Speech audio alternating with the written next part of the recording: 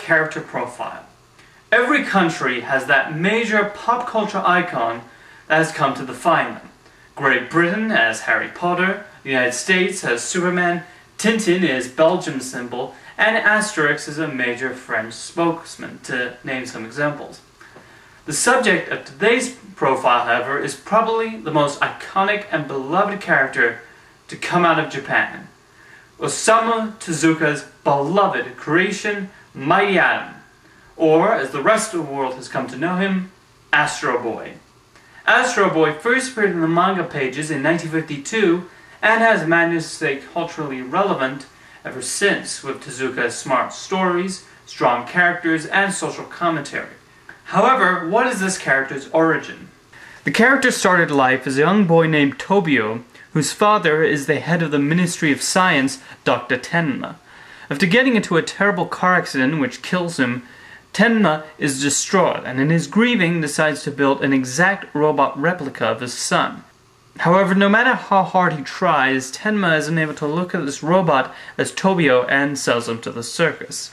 The new head of the Ministry of Science, Professor Okanomizu, finds the robot boy and brings him back to Tokyo. Not only does he get his own set of robot parents and a sister, but he becomes a student in school under the guidance of Mustachio, his teacher and a renowned private detective. He's also given the new name Astro Boy, based on his extraordinary powers built into his system by Dr. Tenma. He has 100,000 horsepower, has the ability to fly, and can even shoot bullets out of his rear end when need be. With these abilities, he becomes a superhero, saving the world from various threats and villains.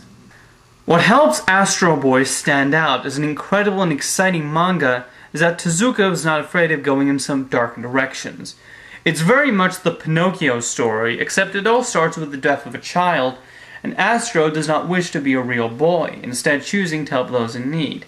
And something that tends to happen in almost every story is Astro being broken to pieces, which is a smart move on Tezuka's part, since knowing he's not invincible makes the battles that much more suspenseful.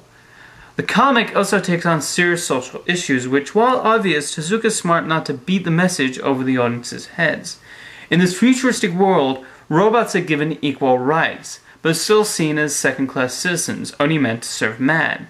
In one excellent story, for instance, a robot becomes the first to be elected president, which the robot population is incredibly excited by, but a radical group seeks nothing more than to have him overthrown.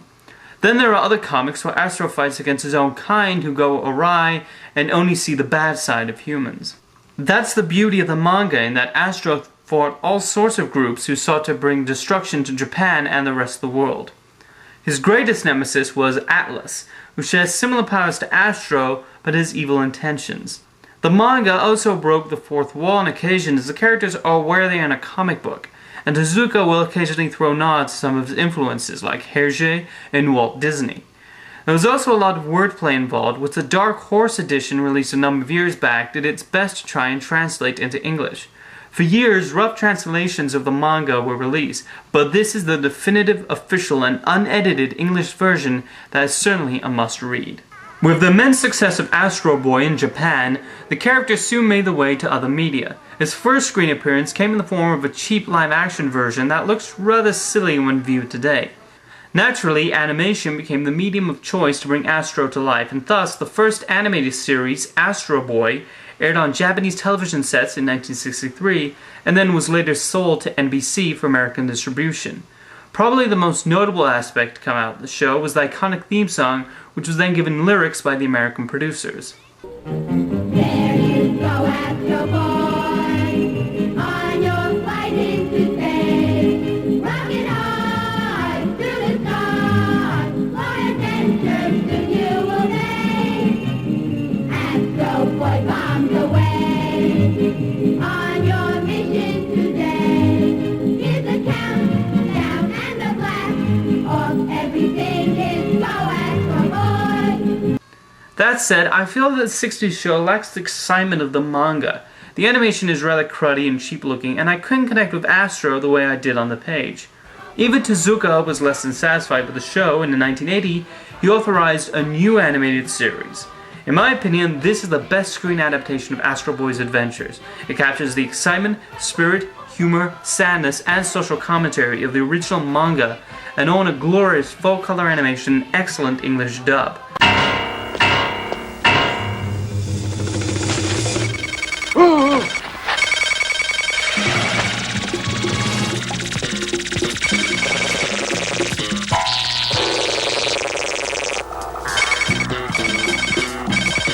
Look out!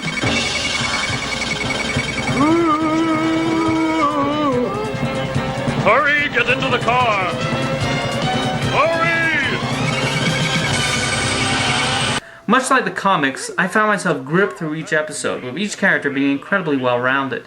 There is a bit of confusion early on regarding Atlas's origin story, which wasn't released in the English dub, but otherwise it is a splendid, very well-written show that perfectly encompasses that Astro Boy feeling.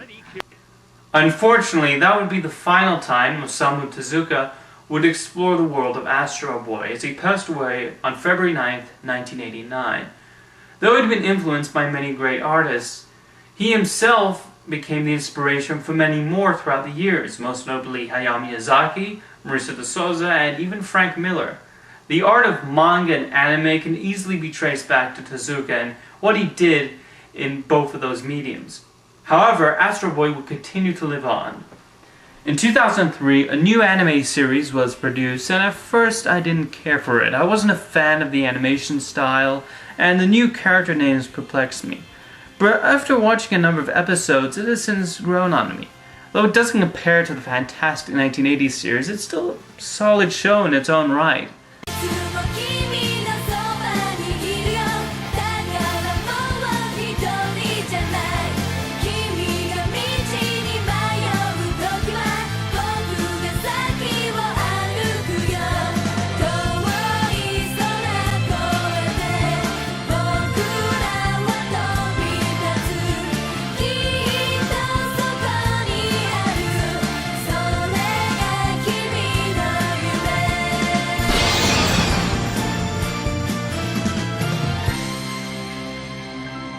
Not surprisingly, for years there have been talks of turning Astro Boy into a live-action feature.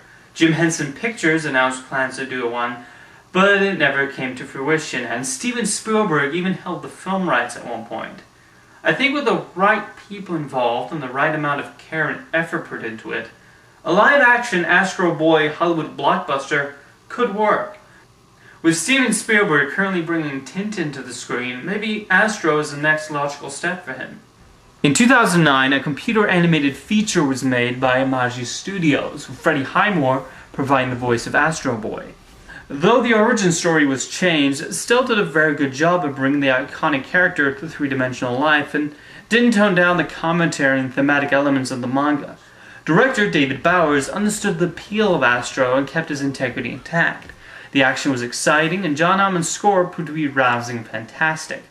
However, it was a box office dud, even in Astro's home country of Japan, and ultimately bankrupted Imagi Studios.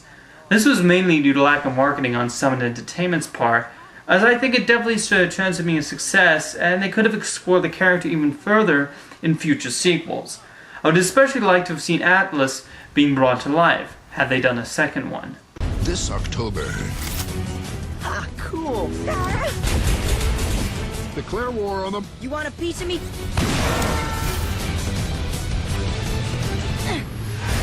Who's driving? When the world needs saving, he's built for the challenge. I have to take care of this. Astro, no! Astro!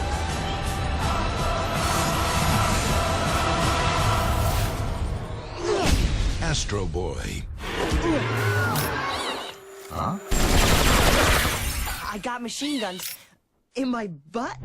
Thankfully, that won't be the end of Astro Boy. The manga is still being read around the world, and why not? He's one of the best characters to ever come out of the comic book pages, with his childhood innocence, but also a sense of adventure. It's able to tackle social issues in a subtle way without losing its sense of fun.